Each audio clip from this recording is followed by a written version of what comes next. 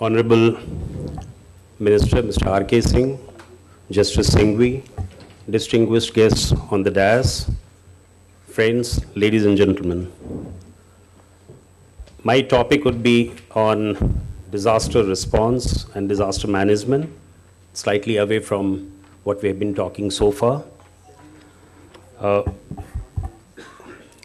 As you all know, that disasters threaten to become a major individual reversal, and it is not only confined in India but almost all over the world.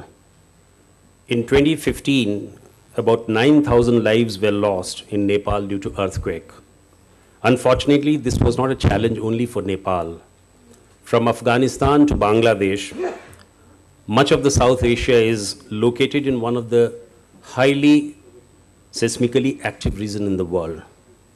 This presentation is about awareness, engagements, and interventions for excellent disaster response, and also towards building disaster resilience. Challenges acted as catalysts for NDRF, creating new capabilities. Perhaps the major disasters in recent years set the stage for a complete change of mindsets to constantly explore and stretch the boundaries of the possible. Can we use innovation as a springboard to tackle these disasters and work towards building disaster resilience? From my side, the answer is yes, and NDRF proved to be an orbit shifter based on criteria of impact, uniqueness, and leverage.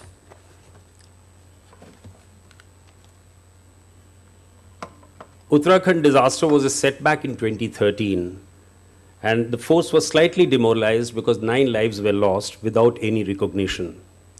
You had major disasters between 2014 and 2016, and these disasters showed that India is not exempt from nature's fury.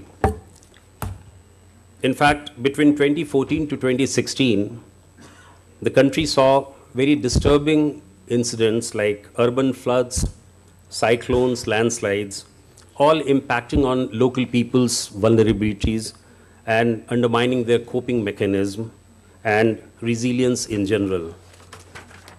Few issues which perhaps agitated the minds of the leaders in NDRF were that how we can localize preparedness and convert into a better response strategy at the community level.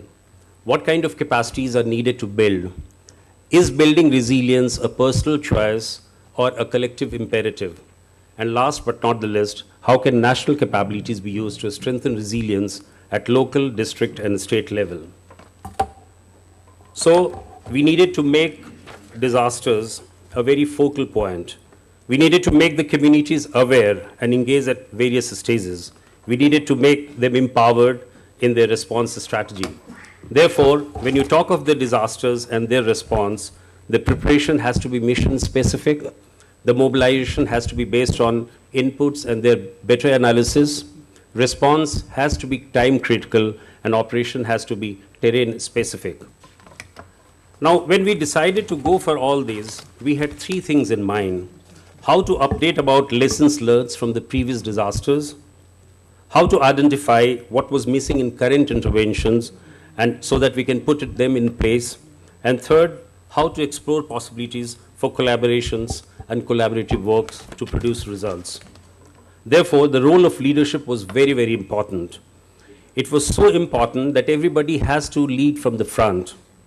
And we tried to change that, and we tried to change the existing track and move into a complete different orbit. Management practices like incident response system, use of technology, and various processes, they were introduced after each disaster we studied, and then after that, we planned for the future requirements. Among the innovative strategies, since we were there on the ground, NDRF learned the importance of upgrading their skills. And we tried to emphasize on developing a training partnership with all the national institutions, be it the All India Institute of Medical Sciences, Apex Trauma Center, National Remote Sensing Center, Institute of Nuclear Medicine and Applied Science, and so forth. Apart from that, the innovative strategies also included that how the technological response demanded should be met. And that is why, through easing the process, expeditious procurement was made. And this could be done only due to strategic focus to determine the operational priorities and to understand the complexities of disaster environment and capitalizing its resources. Communications played a very, very important role, and we had the mission that we must reach the last mile connectivity. And communications was something which we faced a very great problem when we were fighting with J&K urban flood. Therefore, we acquired a VSAT, which was fixed as well as vehicle mounted. It supported high-speed data communications besides voice and text communications.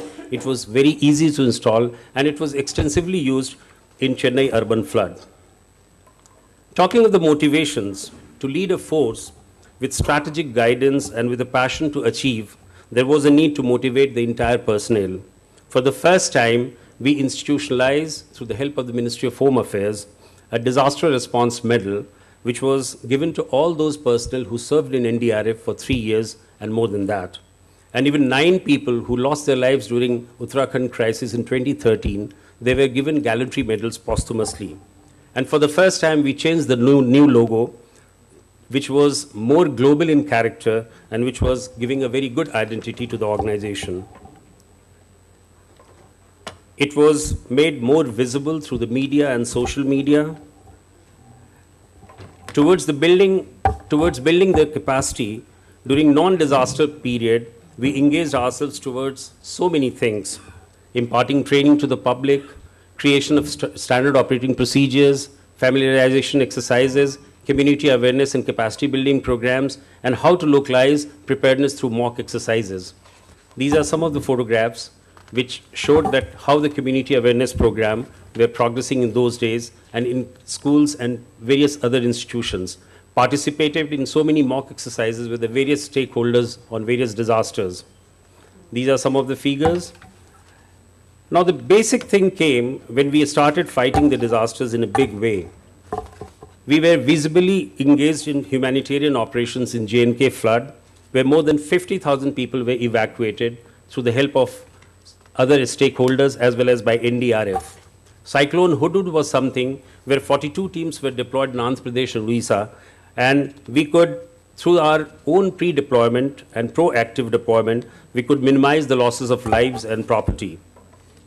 The famous turnout came when there was a Nepal earthquake in 2015. A swift action by any Indian team. A swift action because that was the first team to reach there within 5 hours. And we were the first international team to reach there. There were 34 countries with 76 teams, and Indian NDRF teams saved 11 lives out of 16 during the first few days operations, even in the nights and day in and day out. These are some of the photographs of Nepal earthquake. India was among the country in focus.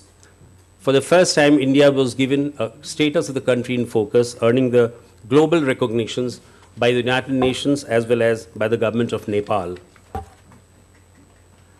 This Bilaspur tunnel of 2015, it was a unique case where the disaster struck under construction tunnel. Here the technological response was at its best. In an incredible mission, NDRF saved 2 workers who were trapped for 9 days in an under construction tunnel which caved in. Contacted through a microphone linked with a webcam, this operation was launched by digging a vertical shaft 42 meters below the ground.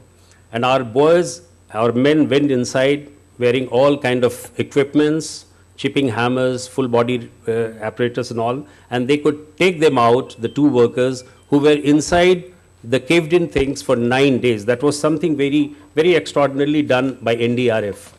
This Kolkata flyover collapse was something where NDRF did a remarkable job by retrieving dead bodies all over the place.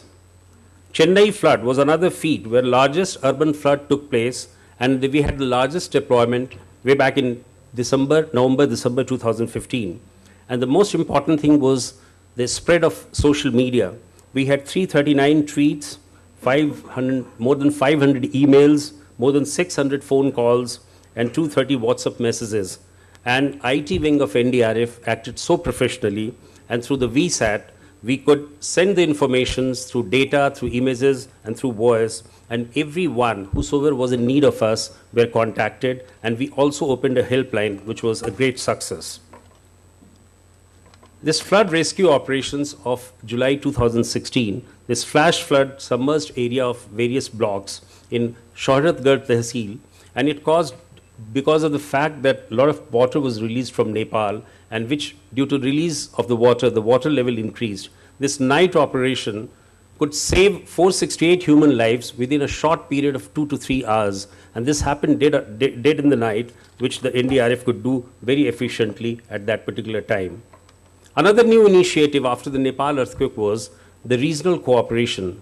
For the first time, India played host to this South Asian Annual Disaster Management Exercise, which was conducted in November 2015. Pakistan, Bangladesh, Nepal, Sri Lanka, Maldives, Bhutan, Afghanistan, all these countries participated in the exercise, which was a great success in terms of regional connectivity and regional cooperation. Another instance of regional cooperation. According to Edward Simpson, a disaster doesn't conclude. It lives in metaphor and history, passing in and out of popular consciousness. NDRF, through its innovative efforts, was acknowledged as the most visible fighter in the realm of disaster management and building disaster resilience. And a study conducted by IIT Delhi way back in 2016, last year, which clearly said that's a visible sign of changing the organization, where a government institution is innovating to impact public services in a significant way, touching the lives of people and beyond. Thank you so much for listening.